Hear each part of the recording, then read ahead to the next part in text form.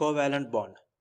So covalent bond is the chemical bonding formed by the sharing of electrons. The sharing of electrons between any two atoms. So it could be a non-metal.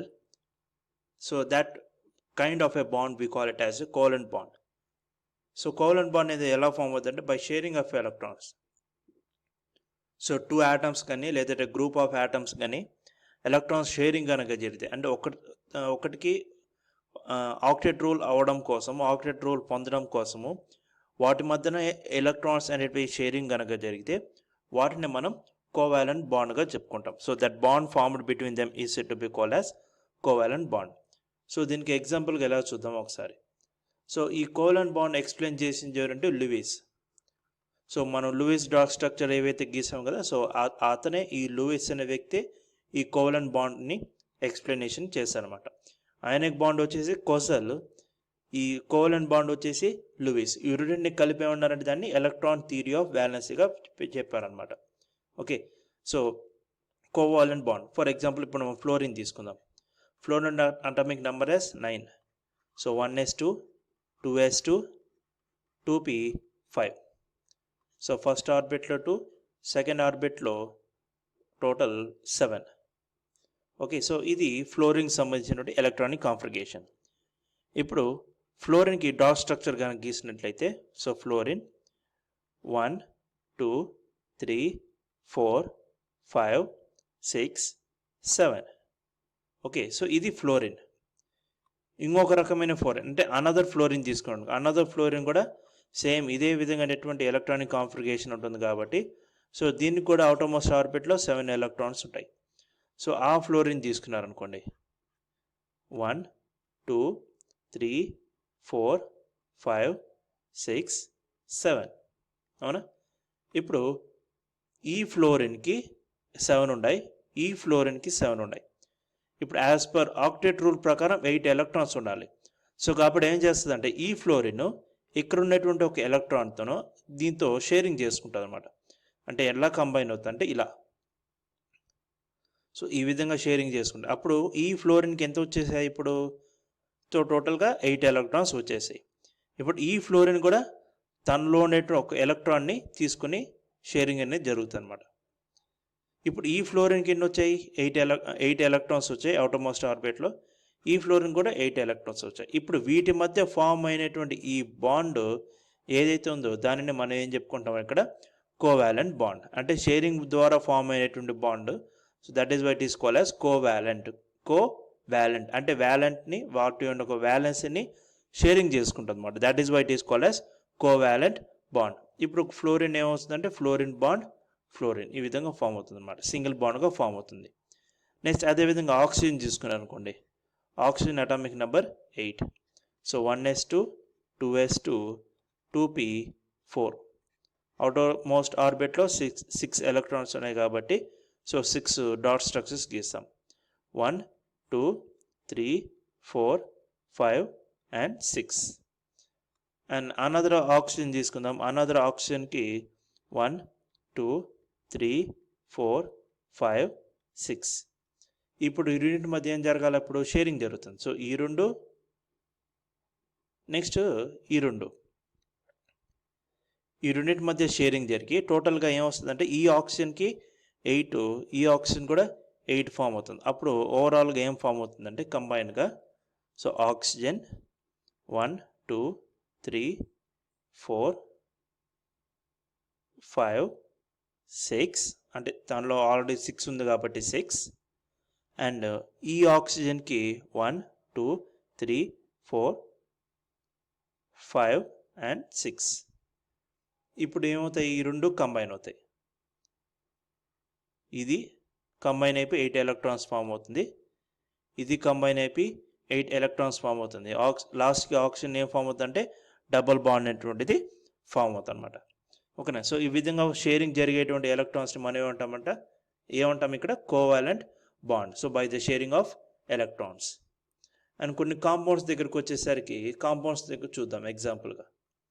So BeCl2 beryllium chloride. So బెరీలియంకి atomic number 4. So electronic configuration రాస్తే 1s2 2s2 అంటే outermost ఆర్బిట్లో 2 electrons ఉన్నాయి కాబట్టి వీటికి మనం 2 electrons గీస్తాం లాస్ట్లో. So 2 electrons గీస్తాం. 2 electrons beryllium Be1 and 2 and మనకు క్లోరిన్ ఉంది. క్లోరిన్కి atomic number 17. So 1s2 2s2 2p6 3s2 and 3p5 అంటే లాస్ట్ ఆర్బిట్లో 5 ఎలక్ట్రాన్స్ ఉంటాయి. సో కాబట్టి 7 ఎలక్ట్రాన్స్ ఉంటాయి. ఓకే, సో ఈ 7 ఎలక్ట్రాన్స్ని ఏం చేయాలి, ఇప్పుడు మనం క్లోరిన్ తీసుకుని ఆ క్లోరిన్కి 7 ఎలక్ట్రాన్స్ తీసుకుంటాం. 1 2 3 4 5 6 7. ఇటుపక్క క్లోరిన్కి 1 2 3 4 5 6 7. ఇప్పుడు ఏం ఫామ్ అవుతుందంటే ఇక్కడ ఈ ఎలక్ట్రాన్ రెండు షేరింగ్ జరుగుతుంది. ఈ ఎలక్ట్రాన్ రెండు షేరింగ్ జరుగుతుంది. సో ఓవరాల్గా ఏం ఫామ్ అవుతుందంటే మనకు Be bond Cl bond Cl. So ఇది బెరీలియం క్లోరైడ్ ఈ విధంగా ఫామ్ అవుతుంది అనమాట. నెక్స్ట్ అదేవిధంగా బోరాన్ ట్రైఫ్లోరైడ్ తీసుకున్నారు అనుకోండి. So boron atomic number 5. So when we write the electronic configuration we get it as 1s2 2s2 and 2p1. So outermost ఆర్బిట్లో ఎన్ని ఎలక్ట్రాన్స్ ఉన్నాయంటే 3 ఎలక్ట్రాన్స్ ఉన్నాయి కాబట్టి బోరాన్ 1 2 3. అండ్ ఫ్లోరిన్ ఇంతకుముందు మనం రాసినటువంటి fluorine atomic number 9 1s2 2s2 2p5. So total 7 electrons are present in its outermost orbit. ఇప్పుడు ఆ 7 ఎలక్ట్రాన్స్ని ప్లేస్ చేద్దాం. So fluorine 1 2 3 4 5 6 7 and another fluorine 1 2 3 4 5 6 7. Fluorine 1 2 3 4 5 6 7. ఇప్పుడు ఏమవుతుందంటే ఈ 2 ఎలక్ట్రాన్స్ షేరింగ్ అవుతుంది. సో అందుకే మీకు కలర్ డిఫరెన్స్ ఇస్తున్నాను, అప్పుడు మీకు ఈజీగా అండర్స్టాండింగ్ చేసుకోవచ్చు అనమాట. సో ఓవరాల్గా ఇప్పుడు బోరాన్ ట్రైఫ్లోరైడ్ ఏం ఫామ్ అవుతుందంటే ఈ విధంగా ఫామ్ అవుతుంది. ఇది స్ట్రక్చర్. అండ్ అదేవిధంగా మీథేన్ CH4. మీథేన్కి వచ్చేసరికి ఏం రాస్తామంటే carbon atomic number 6 1s2 2s2 2p2. So outermost ఆర్బిట్లో 4 ఎలక్ట్రాన్స్ ఉంటాయి కాబట్టి 1 2 3 4. అండ్ హైడ్రోజన్ ఒకే ఒక ఎలక్ట్రాన్ ఉంటుంది కాబట్టి జస్ట్ 1s1 అంటే సింపుల్గా రాసుకోవచ్చు అంటే జస్ట్ ఒక hydrogen H H H H. ఇప్పుడు ఈ ఎలక్ట్రాన్స్ ఏవైతున్నాయో అవి షేరింగ్ జరిగి వాటి మధ్య ఏం ఫామ్ అవుతుందంటే కోవాలెంట్ బాండ్ అనేది ఫామ్ అవుతుంది. So the covalent bond is formed in between them and we get the methane as like this. This is the structure of methane. ఇదే విధంగానే ఏం కనుగొన్నారంటే దీనికి అమోనియంకి NH3కి నెక్స్ట్ అదేవిధంగా వాటర్కి సేమ్ ఇదే విధంగా ఫైండ్ అవుట్ చేస్తారు ఈ కోస్టల్ అనే వ్యక్తి. సో ఎలా వస్తుంటే వాటి స్ట్రక్చర్స్ సో ఇలా వస్తుంది. So these are the lone pairs అంట వాటిని. ఆ లోన్ పెయిర్స్ ఏంటనేది నెక్స్ట్ వస్తుంది మనకు. సో ఇక్కడ hydrogen hydrogen hydrogen. So bond ఇలా ఫామ్ అవుతుంది వాటి మధ్య ఉండేటువంటి bond covalent bond. And same for oxygen also. Oxygen O. So 1 2 so ఎలా వస్తుందంటే అది 1 2 3 4 5 and 6. సో హైడ్రోజన్స్ కంబైన్ అవుతాయి కాబట్టి ఇక్కడ ఒక హైడ్రోజన్ కంబైన్ అవుతుంది అండ్ వాటి మధ్య బాండ్ ఇలా కంబైన్ అవుతుంది. అయితే ఈ ఎలక్ట్రాన్ థియరీ ఆఫ్ వ్యాలెన్సీ ఏదైతే ఉందో అది ఎగ్జాక్ట్ స్ట్రక్చర్ని ఎక్స్ప్లెయిన్ చేయలేకపోయింది. సో వాటి యొక్క ఎగ్జాక్ట్ స్ట్రక్చరు ప్లస్ వాటి మధ్య ఉండే బాండ్ యాంగిల్ ఎక్స్ప్లెయిన్ చేయలేకపోతే అది ఫెయిల్యూర్ అయిపోయింది. అంటే ఎందుకు ఫెయిల్యూర్ అయిపోయిందంటే వాటి మధ్య ఏం ఫెయిల్యూర్స్ వచ్చేసాయంటే వీటి మధ్య బాండ్ స్ట్రెంగ్త్ ఎక్స్ప్లెయిన్ చేయలేకపోయింది, ఆర్ బాండ్ ఎనర్జీ కూడా అంటాం దాన్ని. అండ్ ఆల్సో బాండ్ లెంత్ కూడా ఎక్స్ప్లెయిన్ చేయలేకపోయింది. అండ్ ఆల్సో ఎగ్జాక్ట్ షేప్, వాటికి ఎగ్జాక్ట్ షేప్ ఏంటి అనేది ఎక్స్ప్లెయిన్ చేయలేకపోయింది. సో ఇంకొకటి చెప్పుకోవచ్చు అంటే బాండ్ యాంగిల్, మన టెక్స్ట్ బుక్లో లేదు అది. సో మన బాండ్ యాంగిల్ కూడా ఎక్స్ప్లెయిన్ చేయలేదు. సో ఇవి ఫెయిల్యూర్స్ అనమాట. ఈ ఫెయిల్యూర్స్ని ఓవర్కమ్ చేస్తూ వచ్చింది valency shell electron pair repulsion theory. ఓకేనా. సో ఈ electron theory of valency, okay, ఈ ఎలక్ట్రాన్ థియరీ ఆఫ్ వ్యాలెన్సీ ఏదైతే ఉందో అది ఫెయిల్యూర్ ఎందుకు వచ్చిందంటే ఆల్మోస్ట్ కొంతవరకు సక్సెస్సే, కానీ ఫెయిల్యూర్ అవడానికి కారణం ఏంటంటే బాండ్ ఎనర్జీ ఎక్స్ప్లెయిన్ చేయలేకపోయింది, బాండ్ లెంత్ ఎక్స్ప్లెయిన్ చేయలేకపోయింది, exact shape it couldn't explain, and also the bond angle it couldn't explain. Okay, మరి బాండ్ ఎనర్జీ బాండ్ లెంత్ అంటే ఏంటి? సో ఒకసారి చూద్దాం. సో బాండ్ ఎనర్జీ అనేది ఏంటంటే, ఇప్పుడు ఫర్ ఎగ్జాంపుల్ మన దగ్గర ఇక్కడ ఒక ఆటమ్ ఉంది, ఇది న్యూక్లియస్, ఇది ఆటమ్, ఇది న్యూక్లియస్. ఇప్పుడు ఈ న్యూక్లియస్ నుంచి ఈ న్యూక్లియస్ మధ్య బాండ్ ఫామ్ అయింది. ఓకేనా. ఇప్పుడు ఈ న్యూక్లియస్ నుంచి ఈ న్యూక్లియస్ మధ్య ఉన్న ఈ లెంత్ని ఏమంటామంటే మనం బాండ్ లెంత్గా చెప్పుకుంటాం, బాండ్ లెంత్గా చెప్పుకుంటాం. ఓకేనా. ఇప్పుడు ఈ బాండ్ని బ్రేక్ చేయడానికి ఎంత ఎనర్జీ అయితే కావాలనో ఆ ఎనర్జీ మనం ఏం చెప్పుకుంటాం ఇక్కడ, బాండ్ ఎనర్జీగా చెప్పుకుంటాం. That is not the bond energy. So the energy required to break the bond between the two atoms is said to be called as bond energy. Bond length అనేది ఏంటంటే it is the distance between the two atoms from one nucleus to the another nucleus which is called as bond length.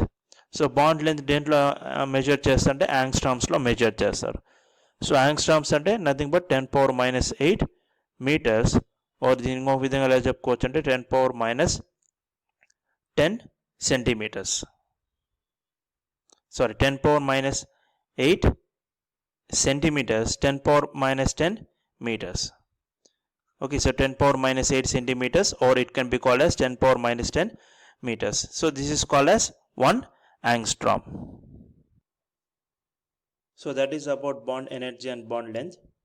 And next is the valency shell electron pair repulsion theory. So ఈ valency shell electron pair repulsion theory, so దీన్ని explain చేసింది గిలిప్స్ and పవల్. So దీనిని మొత్తం నలుగురుగా combine చేసి explain చేశారనమాట. So పేర్లోనే ఉంది మనకు valency యొక్క షెల్ ఎలక్ట్రాన్స్ యొక్క పేరు రిపల్షన్ జరుగుతుంది అనమాట. దానినే valency shell electron pair repulsion theory అని చెప్పుకుంటాం. సో వ్యాలెన్సీ షెల్ ఉన్నటువంటి ఎలక్ట్రాన్ పేరు రిపల్షన్ జరుగుతుంది. So that is what we call it as valency shell electron pair repulsion theory. దీన్ని వీళ్ళు ఏం చేస్తారంటే బాండ్ యాంగిల్ని ఎక్స్ప్లెయిన్ చేయగలిగారు, అదేవిధంగా వాటి యొక్క షేప్ని ఎక్స్ప్లెయిన్ కూడా చేశారు. ఎగ్జాక్ట్ స్ట్రక్చర్ కూడా మాలిక్యూల్స్ కాంపౌండ్స్ యొక్క స్ట్రక్చర్ను కూడా ఎక్స్ప్లెయిన్ చేయగలిగారు అనమాట. సో వీళ్ళు చెప్పిన దాని ప్రకారం ఏంటంటే మనకు లోన్ పేర్స్ ఉంటాయి, loan pairs, loan pair bond pairs and bond pair and bond pair. So ఇవి 3గా సపరేట్ చేస్తారన్నమాట. సో లోన్ పేర్స్ అనేది ఏంటంటే మనకి ఇంత ముందు ఇక్కడ ఆక్సిజన్లో ఇక్కడ సపరేట్గా ఒకటి మిగిలిపోయింది కదా, సో వీటిని ఏమంటే లోన్ పేర్స్ అంటాం. ఇక్కడ కూడా వీటిని ఏమంటే మనం లోన్ పేర్స్ అంటాం. సో ఆ విధంగా లోన్ పేర్స్ కనుక ఉంటే, అంటే 2 లోన్ పేర్స్ కనుక ఉంటే వాటి మధ్య హై రిపల్షన్ అనేది ఉంటుంది. అండ్ ఒక లోన్ పేరు ఒక బాండ్ పేరు మధ్య ఉంటే వాటి మధ్య మోడరేట్ రిపల్షన్ అనేది ఉంటుంది. అండ్ బాండ్ పేర్ కనుక ఉంటే, అంటే 2 బాండ్ పేర్స్ లేదా అంతకంటే ఎక్కువ కనుక ఉంటే వాటి మధ్య లో రిపల్షన్ అనేది ఉంటుంది అన్నమాట. సో ఇది valency shell electron pair repulsion theory explain చేసింది. సో వీటి ద్వారానే వాటి యొక్క షేప్స్ రావడం జరిగింది అండ్ వాటి యొక్క యాంగిల్స్ కూడా కనుక్కోవడం జరిగింది అనమాట. వీటిని బేస్ చేసుకుని వాటి యొక్క ఎగ్జాక్ట్ షేపు, వాటి యొక్క బాండ్ యాంగిల్ ఎక్స్ప్లెయిన్ చేయగలిగారు ఈ valency shell electron pair repulsion theory. Now let us see some of the examples of valence shell electron pair repulsion theory. So మనం చెప్పుకునేటువంటి loan pair bond pairs repulsions అనేవి ఎలా ఉంటాయో అది ఒకసారి చూద్దాం. So first beryllium chloride BeCl2. So as ఇంతకుముందు మనం ప్రీవియస్గా డాట్ స్ట్రక్చర్స్ ఏ విధంగా గీసుకున్నామో సేమ్ అదే విధంగా ఉంటుంది డాట్ స్ట్రక్చర్స్ కూడా. సో Be, సో ఇక్కడ ఒక ఎలక్ట్రాన్ ఉంటుంది, సో ఇక్కడ ఒక ఎలక్ట్రాన్ ఉంటుంది, and chlorine gets combine with this. Here also we have another chlorine which gets combined. So already ఈ టాపిక్స్ చెప్పాను కాబట్టి మళ్ళీ ఎక్స్ప్లెనేషన్ ఇవ్వట్లేదు, జస్ట్ వాటి యొక్క డయాగ్రామ్స్ గీస్తున్నాను. So this is what we get the beryllium chloride and we get the structure as BeCl and it has a straight structure which is 108 degrees and the structure is said to be called as a linear structure. దాన్ని linear స్ట్రక్చర్గా చెప్పుకుంటాం. And another example as BF3. So boron 1, 2, 3 and fluorine, here one fluorine, here one fluorine and another here one another fluorine. So as usual we చుట్టూ ఇవి ఉంటాయి dot structures of electrons.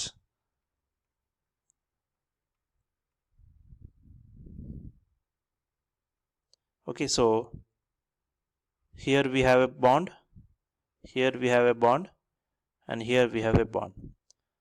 So when it gets combined we get it as BF, here F, here F, and the bond angle between them is 120 degrees and it is said to be called as trigonal planar. So trigonal planar. So ఇక్కడికి వచ్చేసరికి 180 degrees, ఇక్కడికి వచ్చేసరికి 120 degrees.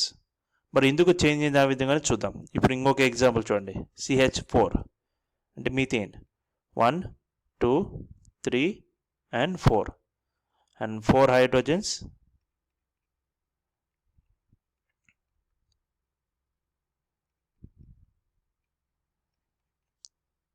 and they are been combined like this.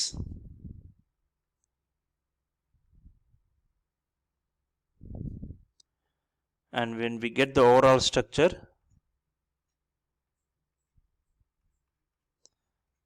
so this is the overall structure of methane and which has a bond angle of 109 degrees 28 minutes and the shape is called as tetrahedron or tetrahedral. So before it was 180, now it was 120, now it is 109 degrees. And another example for NH3 ammonia, NH3 1, 2, 3, 4, 5 and hydrogens 1, 2, 3. Now they have a bond, the covalent bond, the sharing of electrons 1, 2, 3. So this I am showing you it in yellow color. So yellow color ఎందుకు represent చేస్తామంటే they have the lone pairs, they have lone pairs here.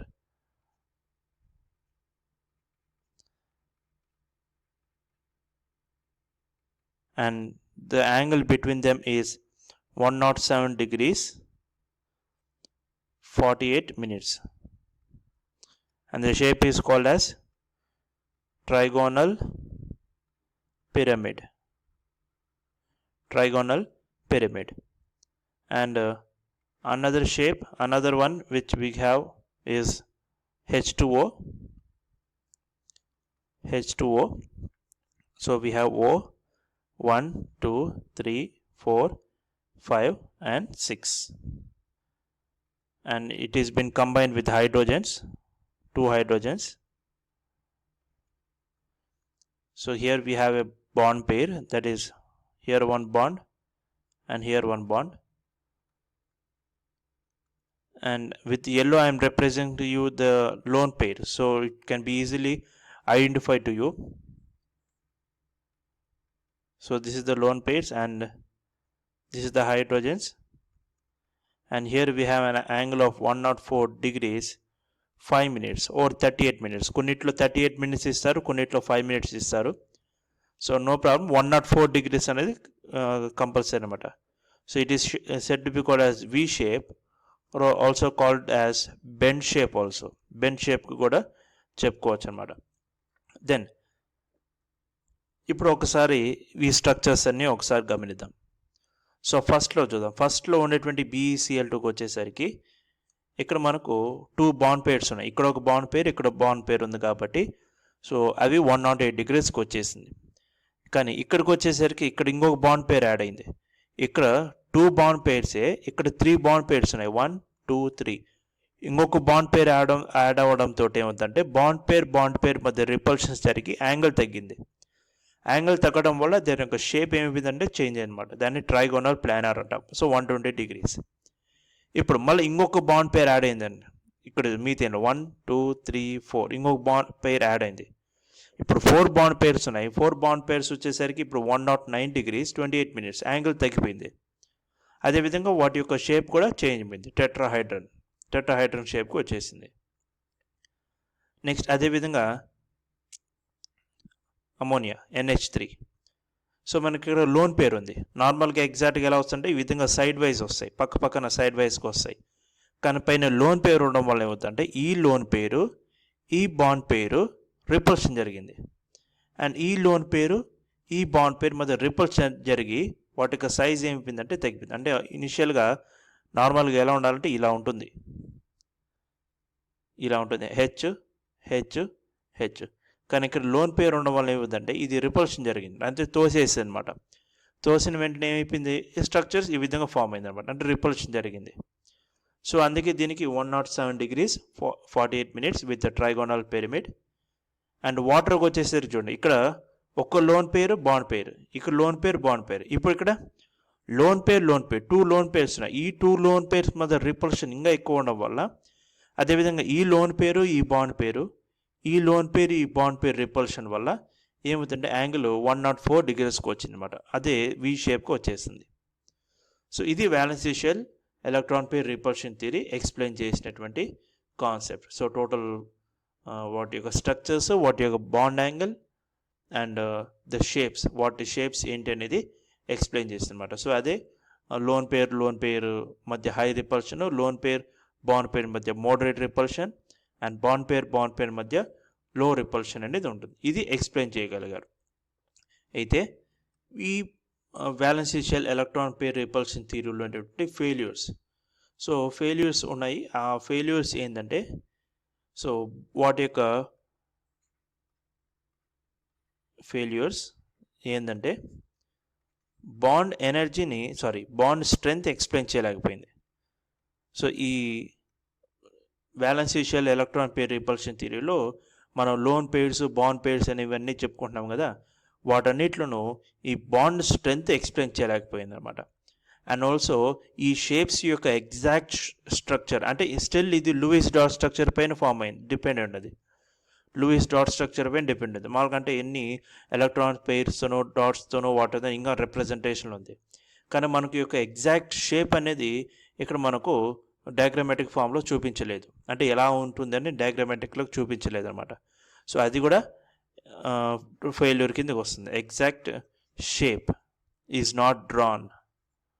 Why? Because still it is depend upon Lewis dot structure. So 2 failures. One is the bond strength. It couldn't explain the bond strength, and also it couldn't explain the exact shape, as it still depends upon the Lewis dot structure.